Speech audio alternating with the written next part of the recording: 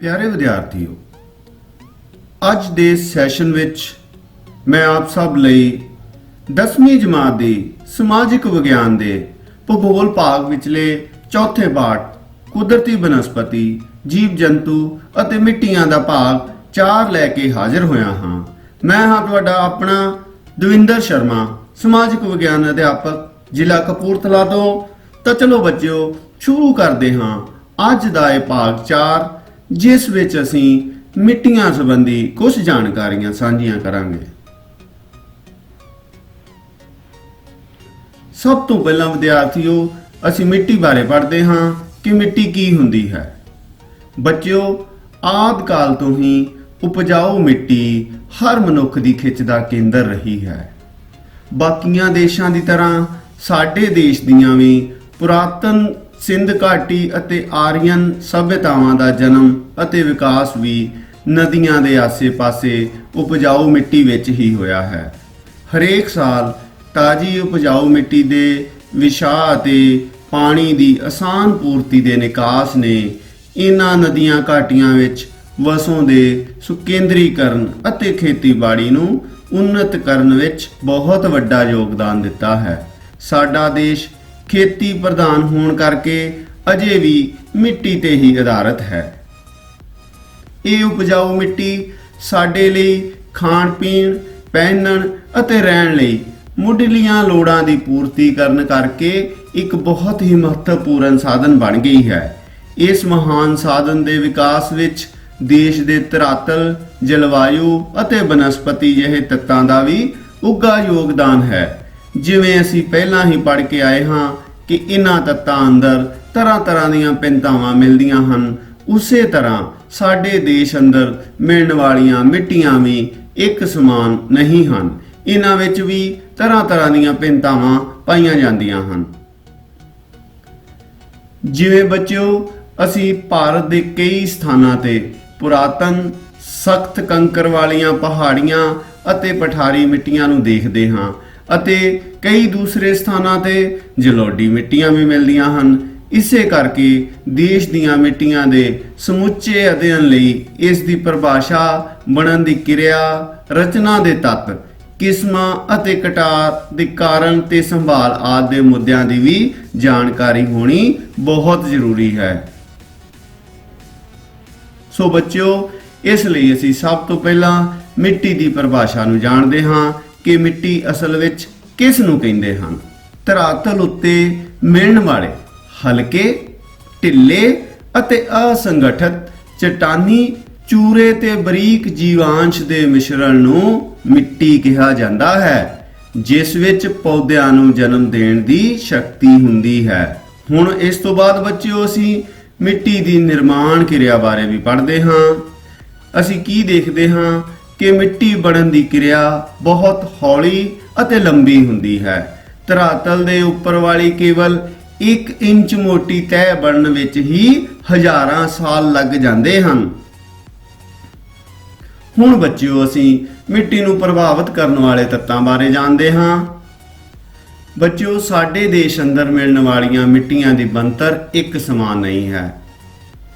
इन्हां दे निर्माण विच भौतिक, रसायणिक ਅਤੇ जैविक क्रियावां तो इलावा 5 तत्तां दा योगदान हुंदा है, जो एक दूसरे तो ਵੱਖ हो के ही आपस विच मिल के पूर्ण सहयोग नाल एक खास किस्म दी मिट्टी दा निर्माण करदे हन।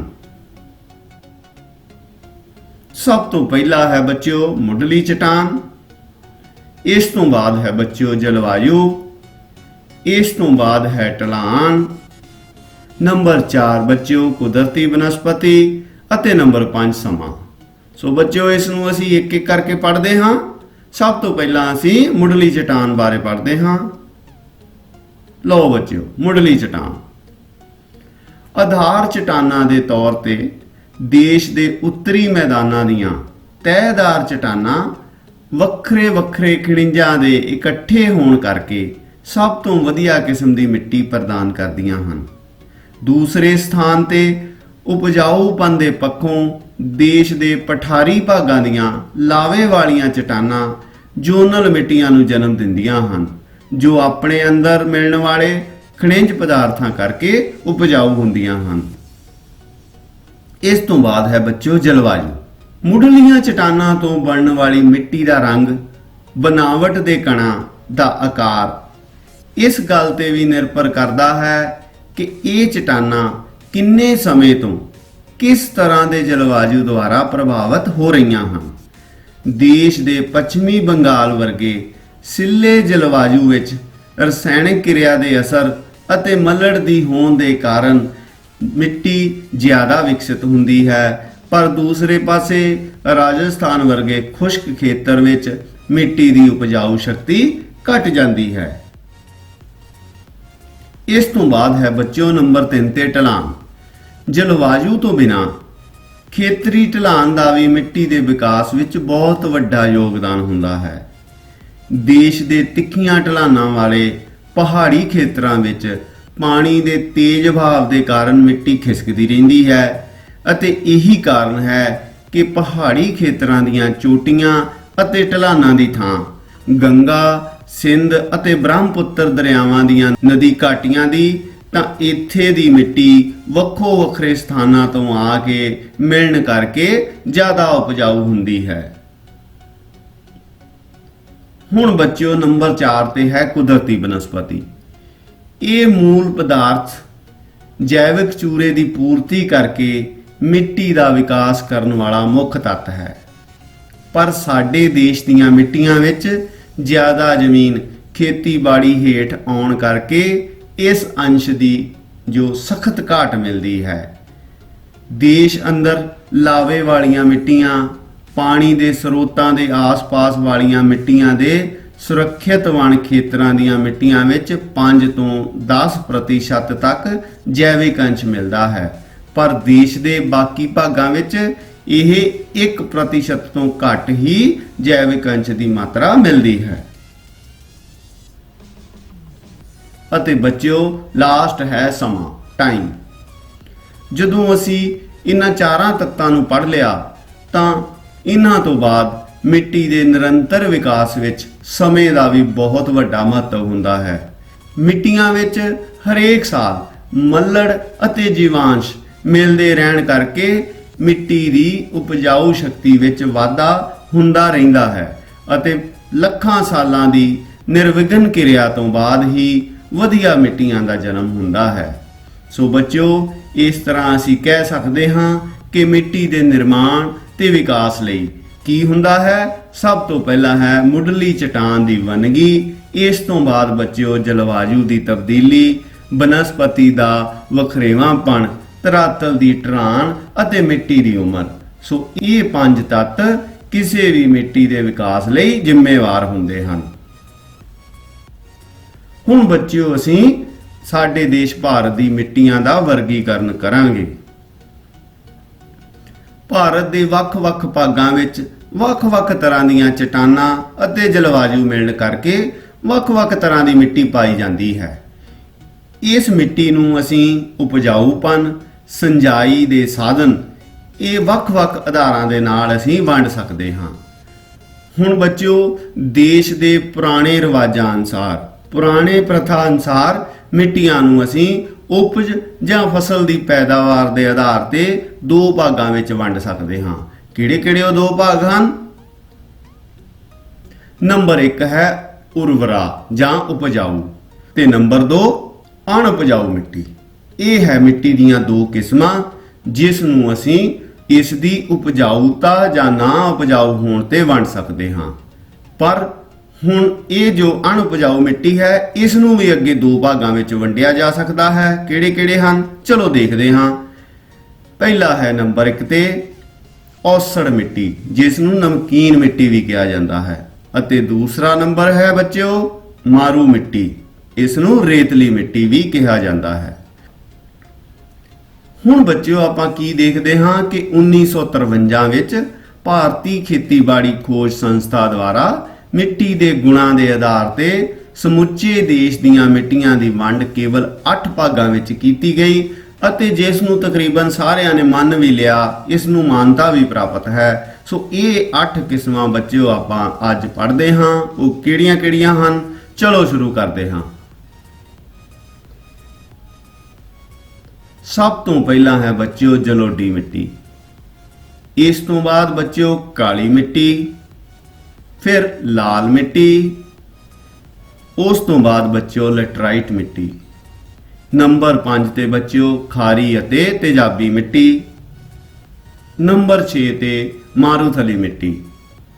ਨੰਬਰ 7 ਪਹਾੜੀ ਜਾਂ ਜੰਗਲੀ ਮਿੱਟੀ ਅਤੇ ਨੰਬਰ 8 ਪੀਟ ਅਤੇ ਦਲਦਲੀ ਮਿੱਟੀ। ਸੋ ਬੱਚਿਓ ਇਹ ਹਨ ਮਿੱਟੀ ਦੀਆਂ 8 ਕਿਸਮਾਂ। ਸੋ ਇਸ ਵਿੱਚ ਅਸੀਂ ਸਭ ਤੋਂ ਪਹਿਲਾਂ ਜਲੋਡੀ ਮਿੱਟੀ ਬਾਰੇ ਕੁਝ ਜਾਣਕਾਰੀਆਂ ਪ੍ਰਾਪਤ ਕਰਦੇ ਹਾਂ। ਸਭ ਤੋਂ ਪਹਿਲਾਂ ਜਲੋਡੀ ਮਿੱਟੀ ਜਾਂ ਜਲੋੜ ਮਿੱਟੀ। ਇਨ੍ਹਾਂ ਮਿੱਟੀਆਂ ਨੇ ਲਗਭਗ 15 ਲੱਖ ਵਰਗ ਕਿਲੋਮੀਟਰ ਦੇ ਖੇਤਰ ਵਿੱਚ ਫੈਲੀਆਂ ਹੋਣ ਕਰਕੇ ਦੇਸ਼ ਦੇ ਕੁੱਲ ਖੇਤਰਫਲ ਦਾ 24% ਹਿੱਸਾ ਘੇਰਿਆ ਹੋਇਆ ਹੈ। ਇਹ ਮਿੱਟੀਆਂ ਧਰਾਤਲ ਤੋਂ ਹੇਠਾਂ ਵੱਲ 600 ਮੀਟਰ ਦੀ ਡੂੰਘਾਈ ਤੱਕ ਦੀਆਂ ਤੈਅਦਾਰ ਚਟਾਨਾਂ ਵਿੱਚ ਮਿਲਦੀਆਂ ਹਨ। ਉੱਤਰੀ ਭਾਰਤ ਦੇ ਵਿਸ਼ਾਲ ਮੈਦਾਨੀ ਖੇਤਰਾਂ ਵਿੱਚ ਜ਼ਿਆਦਾਤਰ ਸਾਡਾ ਪੰਜਾਬ, ਹਰਿਆਣਾ, ਪੂਰਬੀ ਰਾਜਸਥਾਨ, ਉੱਤਰ ਪ੍ਰਦੇਸ਼, ਦਿੱਲੀ, ਬਿਹਾਰ, ਪੱਛਮੀ ਬੰਗਾਲ ਆਦਿ ਗੰਗਾ ਸਤਲੁਜ ਘਾਟੀਆਂ ਵਿੱਚ ਜਲੋਡੀ ਮਿੱਟੀ ਮਿਲਦੀ ਹੈ। ਸੋ ਬੱਚਿਓ ਭਾਰਤ ਦੇ ਨਕਸ਼ੇ ਵਿੱਚ ਅਸੀਂ ਇਸ ਨੂੰ ਦੇਖਣਾ ਹੋਵੇ ਤਾਂ ਇਹ ਹਰੇ ਰੰਗ ਦਾ ਖੇਤਰ ਜੋ ਸਾਨੂੰ ਦਿਖਦਾ ਹੈ ਇਹ ਜਲੋਡੀ ਮਿੱਟੀ ਵਾਲਾ ਖੇਤਰ ਹੈ। ਇਨ੍ਹਾਂ ਮਿੱਟੀਆਂ ਵਿੱਚ ਪੋਟਾਸ਼, ਫਾਸਫੋਰਸ, ਚੂਨਾ ਅਤੇ ਮੈਗਨੀਸ਼ੀਅਮ ਜਿਹੇ ਨਮਕਾਂ ਦੀ ਕਾਫੀ ਮਾਤਰਾ ਹੁੰਦੀ ਹੈ, ਪਰ ਨਾਈਟ੍ਰੋਜਨ ਅਤੇ ਮੱਲੜ ਦੀ ਘਾਟ ਹੁੰਦੀ ਹੈ। ਸਾਡੇ ਦੇਸ਼ ਵਿੱਚ ਜਲੋਡੀ ਮਿੱਟੀ ਦੇ 4 ਵੱਡੇ ਖੇਤਰ ਮਿਲਦੇ ਹਨ। ਚਲੋ ਦੇਖਦੇ ਹਾਂ। ਸਭ ਤੋਂ ਪਹਿਲਾਂ ਹੈ ਦਰਿਆਈ ਜਲੋਡੀ ਮਿੱਟੀ, ਉਸ ਤੋਂ ਬਾਅਦ ਬੱਚਿਓ ਤਰਾਈ ਜਲੋਡੀ ਮਿੱਟੀ, ਉਸ ਤੋਂ ਬਾਅਦ ਬੱਚਿਓ ਡੈਲਟਾਈ ਜਲੋਡੀ ਮਿੱਟੀ ਅਤੇ ਨੰਬਰ 4 ਤਟੀ ਜਲੋਡੀ ਮਿੱਟੀ। ਸੋ ਚਲੋ ਅਸੀਂ ਦੇਖਦੇ ਹਾਂ ਇੱਕ ਇੱਕ ਕਰਕੇ। ਦਰਿਆਈ ਜਲੋਡੀ ਮਿੱਟੀ। ਅਜਿਹੀ ਮਿੱਟੀ ਦਰਿਆਵਾਂ ਦੇ ਨਦੀ ਬੇਸਨਾਂ ਵਿੱਚ ਮਿਲਦੀ ਹੈ। ਗੰਗਾ, ਸਤਲੁਜ ਤੇ ਇਹਨਾਂ ਦੀਆਂ ਸਹਾਇਕ ਨਦੀਆਂ ਨੇ ਆਪਣੇ ਵਿਸ਼ਾਲ ਮਾਰਗਾਂ ਵਿੱਚ ਇਸ ਦਾ ਵਿਸਥਾਰ ਕੀਤਾ ਹੈ, ਜੋ ਕਾਫੀ ਲੰਮੇ ਅਰਸੇ ਤੋਂ ਬਾਅਦ ਫਿਰ 2 ਉਪ ਭਾਗਾਂ ਵਿੱਚ ਵੰਡੀ ਗਈ ਹੈ। ਪਹਿਲਾ ਹੈ ਖਾਡਰ ਮਿੱਟੀ। ਇਹ ਮਿੱਟੀਆਂ ਹਲਕੇ ਰੰਗ ਵਾਲੀਆਂ ਤੇਜ਼ਾਬੀ ਕਿਸਮ ਦੀਆਂ ਹੁੰਦੀਆਂ ਹਨ ਤੇ ਇਹਨਾਂ ਵਿੱਚ ਚੀਕਣੀ ਮਿੱਟੀ ਤੇ ਰੇਤ ਦੇ ਕਣ ਬਹੁਤ ਜ਼ਿਆਦਾ ਹੁੰਦੇ ਹਨ। ਅਜਿਹੀ ਖਾਡਰ ਮਿੱਟੀ ਡੈਲਟਾਈ ਅਤੇ ਨਦੀਆਂ ਦੇ ਕਿਨਾਰਿਆਂ ਤੇ ਮਿਲਣ ਵਾਲੇ ਹੜ੍ਹਾਂ ਦੇ ਮੈਦਾਨਾਂ ਵਿੱਚ ਮਿਲਦੀ ਹੈ। ਤੇ ਨੰਬਰ 2 ਬੱਚਿਓ ਹੈ ਬਾਂਗਰ ਮਿੱਟੀ। ਇਹ ਮਿੱਟੀ ਹੜ੍ਹ ਦੇ ਮੈਦਾਨਾਂ ਤੋਂ 30 ਮੀਟਰ ਤੋਂ ਵੀ ਵੱਧ ਉਚਾਈ ਵਾਲੇ ਮੈਦਾਨੀ ਭਾਗਾਂ ਵਿੱਚ ਮਿਲਦੀ ਹੈ, ਜਿੱਥੇ ਨਦੀਆਂ ਦਾ ਪਾਣੀ ਨਹੀਂ ਪਹੁੰਚ ਸਕਦਾ। ਸੋ ਇਨ੍ਹਾਂ ਗੂੜੇ ਰੰਗ ਵਾਲੀਆਂ ਮਿੱਟੀਆਂ ਵਿੱਚ ਚੀਕਣੀ, ਦੋਮਟ ਤੇ ਰੇਤ ਦਾ ਮਿਸ਼ਰਣ ਸਮਾਨ ਅਨੁਪਾਤ ਵਿੱਚ ਮਿਲ ਜਾਂਦਾ ਹੈ। ਨੰਬਰ 2 ਬੱਚਿਓ ਤਰਾਈ ਜਲੋਡੀ ਮਿੱਟੀ। ਇਹ ਮਿੱਟੀ ਹਿਮਾਲਿਆ ਦੇ ਨਾਲ ਲੱਗਦੇ ਉੱਤਰ ਪ੍ਰਦੇਸ਼, ਬਿਹਾਰ ਅਤੇ ਪੱਛਮੀ ਬੰਗਾਲ ਰਾਜਾਂ ਦੇ ਖੇਤਰਾਂ ਵਿੱਚ ਮਿਲਦੀ ਹੈ। ਇਸ ਖੇਤਰ ਦੀਆਂ ਮਿੱਟੀਆਂ ਵਿੱਚ ਬਰੀਕ ਕਣਾਂ ਵਾਲੇ ਗਾਰੇ ਦੀ ਮਾਤਰਾ ਬਹੁਤ ਜ਼ਿਆਦਾ ਹੁੰਦੀ ਹੈ। ਤੇ ਨੰਬਰ 3 ਬੱਚਿਓ ਡੈਲਟਾਈ ਜਲੋਡੀ ਮਿੱਟੀ। ਇਸ ਤਰ੍ਹਾਂ ਜਲੋਡੀ ਮਿੱਟੀਆਂ ਵਿੱਚ ਬਰੀਕ ਕਣਾਂ ਵਾਲੇ ਗਾਰੇ ਦੀ ਮਾਤਰਾ ਵੱਧ ਹੋਣ ਕਰਕੇ ਇਹ ਘੱਟ ਮੁਸਾਮਦਾਰ, ਸਿੱਲੀਆਂ, ਮੱਲੜ ਵਾਲੀਆਂ ਤੇ ਭਾਰੀ ਹੁੰਦੀਆਂ ਹਨ।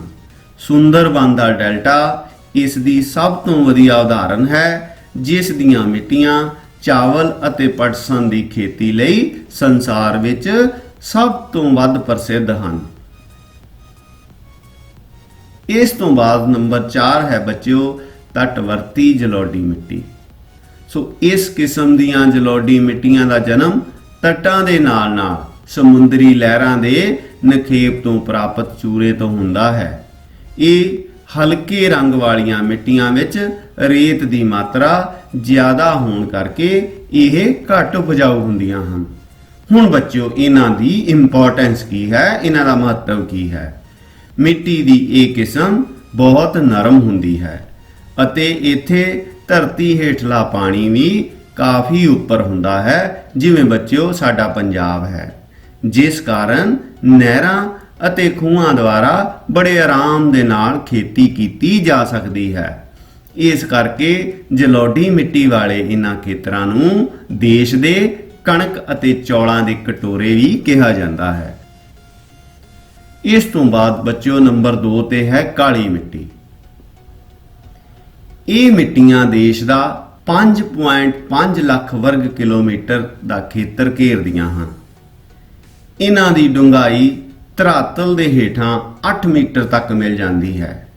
ਇਹ ਪੱਛਮ ਵਿੱਚ ਮਹਾਰਾਸ਼ਟਰ ਤੋਂ ਪੂਰਬ ਵਿੱਚ ਗੁਣਾ ਜੋ ਕਿ ਮੱਧ ਪ੍ਰਦੇਸ਼ ਵਿੱਚ ਹੈ, ਉਸ ਤੋਂ ਲੈ ਕੇ ਦੱਖਣ ਵਿੱਚ ਕਰਨਾਟਕਾ ਤੱਕ ਤ੍ਰਿਭੁਜ ਆਕਾਰ ਵਿੱਚ ਫੈਲੀਆਂ ਮਿਲਦੀਆਂ ਹਨ। ਲਓ ਬੱਚਿਓ, ਤੁਸੀਂ ਆ ਦੇਖ ਸਕਦੇ ਹੋ, ਇਹ ਜੋ ਗ੍ਰੇ ਕਲਰ ਵਾਲਾ ਹਿੱਸਾ ਹੈ, ਇਹ ਹਿੱਸਾ ਕਾਲੀ ਮਿੱਟੀ ਦਾ ਹੈ।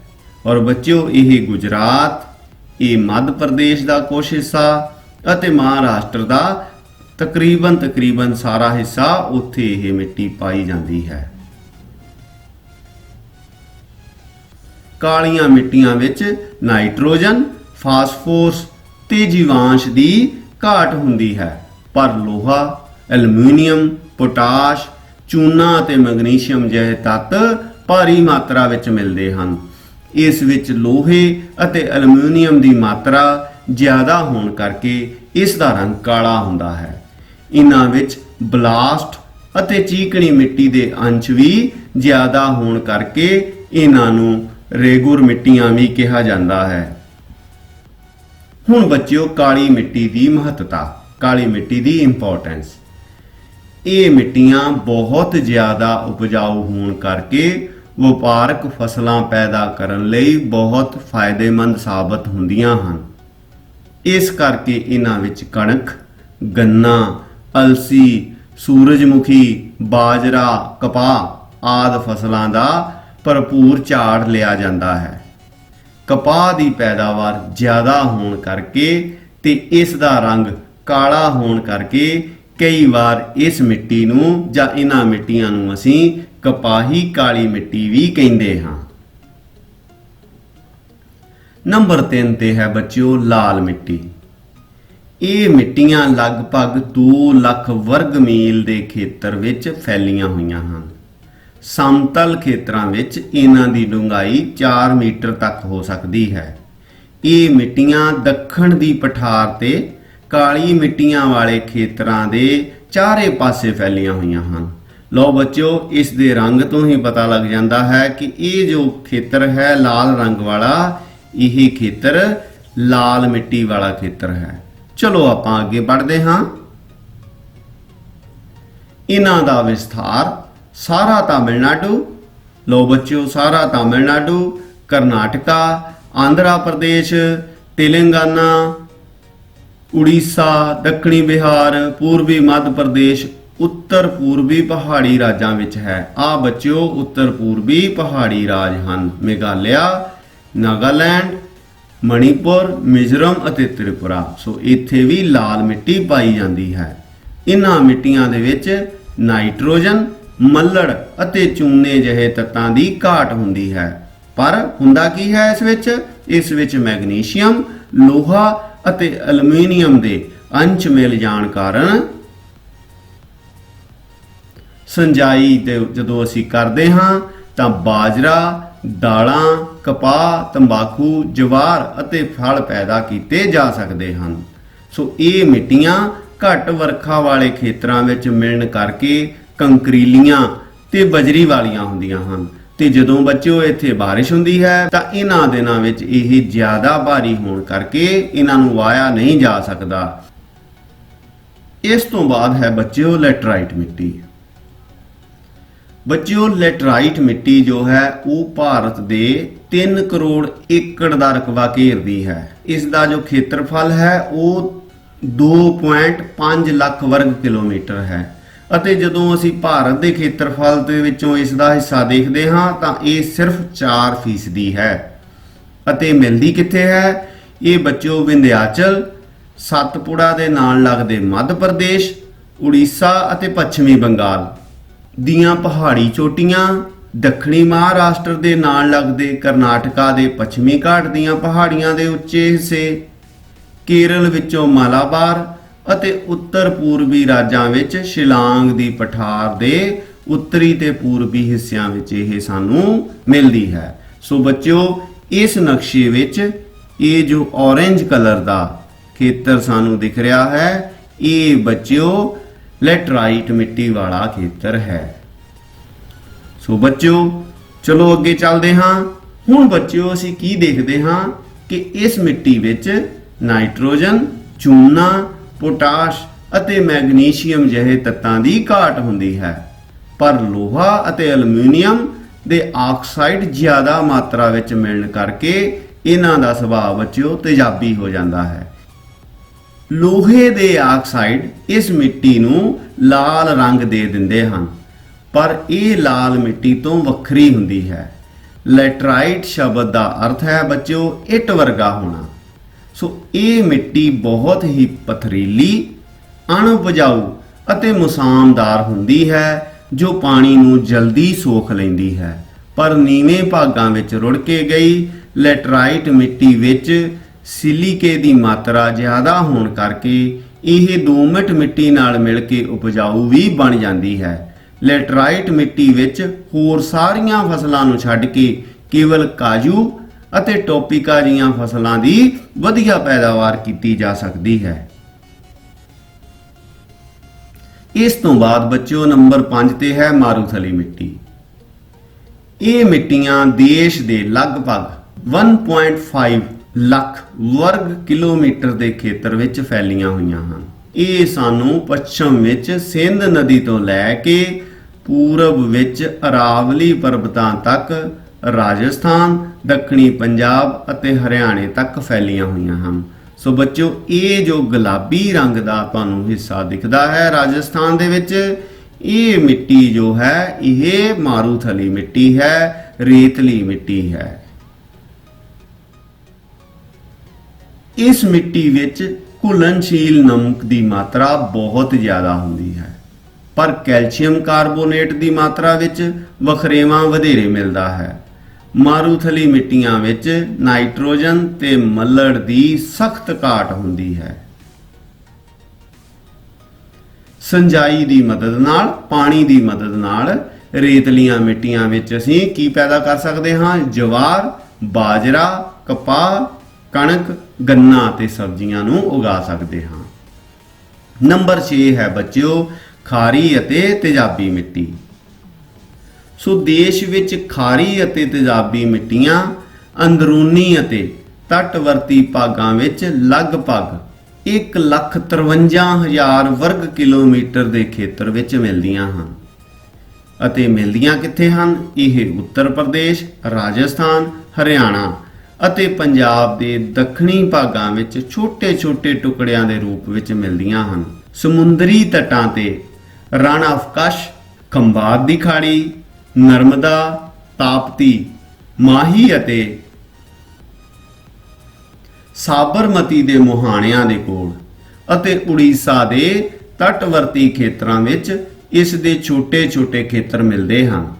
ਅਜਿਹੀ ਨਮਕੀਨ ਮਿੱਟੀ ਨੂੰ ਦੇਸ਼ ਅੰਦਰ ਹੋਰ ਵੀ ਬੜੇ ਨਾਵਾਂ ਨਾਲ ਜਾਣਿਆ ਜਾਂਦਾ ਹੈ, ਜਿਵੇਂ ਉੱਤਰ ਪ੍ਰਦੇਸ਼ ਵਿੱਚ ਇਸ ਨੂੰ ਔਸੜ ਕਿਹਾ ਜਾਂਦਾ ਹੈ, ਪੰਜਾਬ ਵਿੱਚ ਇਸ ਨੂੰ ਕਲਰੀ ਮਿੱਟੀ ਵੀ ਕਿਹਾ ਜਾਂਦਾ ਹੈ ਤੇ ਭਾਰਤ ਦੇ ਹੋਰ ਭਾਗਾਂ ਵਿੱਚ ਇਸ ਨੂੰ ਰੱਕੜ, ਕਾਰਲ ਜਾਂ ਛੋਪਾ ਮਿੱਟੀ ਵੀ ਕਿਹਾ ਜਾਂਦਾ ਹੈ। ਇਸ ਤੋਂ ਬਾਅਦ ਹੈ ਬੱਚਿਓ ਨੰਬਰ 7 ਤੇ ਪੀਟ ਅਤੇ ਦਲਦਲੀ ਮਿੱਟੀ। ਸੋ ਇਹ ਮਿੱਟੀ ਕੇਵਲ 150 ਵਰਗ ਕਿਲੋਮੀਟਰ ਦੇ ਸਿੱਲੇ ਖੇਤਰਾਂ ਵਿੱਚ ਮਿਲਦੀ ਹੈ। ਇਹ ਮਿੱਟੀ ਸੁੰਦਰਬਨ ਡੈਲਟੇ, ਉੜੀਸਾ ਅਤੇ ਤਾਮਿਲਨਾਡੂ ਦੇ ਦੱਖਣੀ ਪੂਰਬੀ ਤੱਟਵਰਤੀ ਹਿੱਸੇ ਵਿੱਚ ਮਿਲਦੀ ਹੈ। ਇਸ ਦਾ ਰੰਗ ਜੈਵਿਕ ਪਦਾਰਥਾਂ ਦੇ ਬਹੁਤ ਜ਼ਿਆਦਾ ਮਾਤਰਾ ਵਿੱਚ ਗਲਣ ਸੜਨ ਕਰਕੇ ਕਾਲਾ ਅਤੇ ਤੇਜ਼ਾਬੀ ਹੋ ਜਾਂਦਾ ਹੈ, ਜਿਸ ਕਰਕੇ ਇਹਨਾਂ ਪੀਟ ਮਿੱਟੀਆਂ ਨੂੰ ਕੇਰਲਾ ਦੇ ਵਿੱਚ ਕਾਰੀ ਮਿੱਟੀਆਂ ਦੇ ਨਾਂ ਨਾਲ ਵੀ ਜਾਣਿਆ ਜਾਂਦਾ ਹੈ, ਜਿਨ੍ਹਾਂ ਵਿੱਚ ਬਹੁਤ ਸਾਰੇ ਨਮਕ ਘੁਲੇ ਹੁੰਦੇ ਹਨ। ਇਹਨਾਂ ਮਿੱਟੀਆਂ ਦੇ ਮਾਨਸੂਨ ਵਰਖਾ ਦੇ ਸਮੇਂ ਪਾਣੀ ਹੇਠ ਡੁੱਬੇ ਰਹਿਣ ਕਰਕੇ ਧਾਨ ਦੀ ਚੰਗੀ ਪੈਦਾਵਾਰ ਹੁੰਦੀ ਹੈ। ਇਸ ਤੋਂ ਬਾਅਦ ਹੈ ਬੱਚਿਓ ਪਰਬਤੀ ਮਿੱਟੀ। ਸੋ ਇਹ ਮਿੱਟੀਆਂ ਕੁੱਲ ਮਿੱਟੀ ਖੇਤਰ ਦੇ 7.2% ਹਿੱਸੇ ਵਿੱਚ ਮਿਲਦੀਆਂ ਹਨ। ਪਰਬਤਾਂ ਦੀਆਂ ਢਲਾਨਾਂ ਤੇ ਇਹਨਾਂ ਦੀ ਬਹੁਤ ਪਤਲੀ ਤਹਿ ਹੁੰਦੀ ਹੈ, ਪਰ ਡੂੰਘੇ ਅਤੇ ਨੀਵੇਂ ਪਹਾੜੀ ਭਾਗਾਂ ਵਿੱਚ ਇਹ ਕੁਝ ਸੈਂਟੀਮੀਟਰ ਤੋਂ ਲੈ ਕੇ 2 ਮੀਟਰ ਤੱਕ ਡੂੰਘੀਆਂ ਹੋ ਸਕਦੀਆਂ ਹਨ। ਇਸ ਕਰਕੇ ਇਹਨਾਂ ਨੂੰ ਚਾਹ ਦੀਆਂ ਮਿੱਟੀਆਂ ਵੀ ਕਹਿੰਦੇ ਹਾਂ। ਪਹਾੜੀ ਢਲਾਨਾਂ ਤੇ ਕੁਦਰਤੀ ਜੰਗਲਾਂ ਦੇ ਉਗਾਉਣ ਕਰਕੇ ਇਹਨਾਂ ਨੂੰ ਜੰਗਲੀ ਮਿੱਟੀਆਂ ਵੀ ਕਿਹਾ ਜਾਂਦਾ ਹੈ। ਸੋ ਬੱਚਿਓ, ਇਸ ਤੋਂ ਬਾਅਦ ਹੁਣ ਸਮਾਂ ਹੈ ਇੱਕ ਛੋਟੇ ਜਿਹੇ ਕੁਇਜ਼ ਦਾ। ਸੋ ਇਸ ਸੈਸ਼ਨ ਵਿੱਚ ਤੁਹਾਡਾ ਅੱਜ ਦਾ ਪਹਿਲਾ ਕੁਐਸਚਨ ਹੈ ਕਿ ਕਿਸ ਮਿੱਟੀ ਨੂੰ ਜੰਗਲੀ ਮਿੱਟੀ ਦੇ ਨਾਮ ਨਾਲ ਜਾਣਿਆ ਜਾਂਦਾ ਹੈ। ਸੋ ਬੱਚਿਓ, ਤੁਹਾਡੀਆਂ ਆਪਸ਼ਨਸ ਹਨ ਜਲੌਡੀ ਮਿੱਟੀ, ਨੰਬਰ 2 ਪਰਬਤੀ ਮਿੱਟੀ, ਨੰਬਰ 3 ਤੇ ਹੈ ਪੀਟ ਅਤੇ ਦਲਦਲੀ ਮਿੱਟੀ। ਸੋ ਬੱਚਿਓ, ਇੱਕ ਵਾਰੀ ਸੋਚ ਕੇ ਦੇਖੋ, ਅਸੀਂ ਹੁਣੇ ਪੜ੍ਹ ਕੇ ਆਏ ਹਾਂ ਕਿ ਪਰਬਤੀ ਮਿੱਟੀ ਨੂੰ ਅਸੀਂ ਜੰਗਲੀ ਮਿੱਟੀ ਦੇ ਨਾਮ ਨਾਲ ਵੀ ਜਾਣਦੇ ਹਾਂ।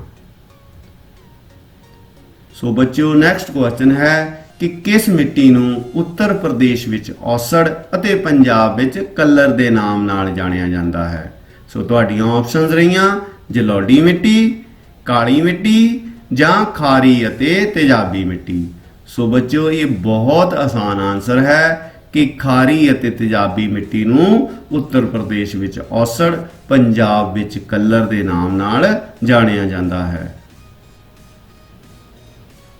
ਸੋ ਬੱਚਿਓ, ਜਿਸ ਮਿੱਟੀ ਨੂੰ ਦਰਿਆ ਆਪਣੇ ਨਾਲ ਰੋੜ ਕੇ ਲੈ ਕੇ ਆਉਂਦੇ ਹਨ, ਉਸ ਮਿੱਟੀ ਨੂੰ ਕਿਹੜੀ ਮਿੱਟੀ ਕਿਹਾ ਜਾਂਦਾ ਹੈ?